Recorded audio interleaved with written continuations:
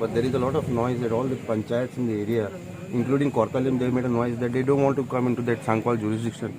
There seems to be a miscommunication between the MLA and the panchayats. Anything that on that front that you want to speak? First of all, that place where they propose to have the new police station is unfit for a police station.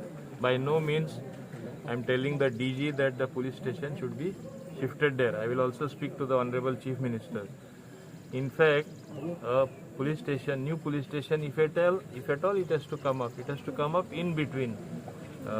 Because here, Verna, you have a big police station. Zuari Nagar, you have an outpost. At Dabolim also, you have an outpost. So somewhere in between, the police station has to come. There is no question of having a new police station with that much of jurisdiction when all the Sarpanches are opposed. People should get what they want, na? When all the Sarpanches are opposed, all panchayats are opposed, how can you force something like that over them? I don't think that's going to happen.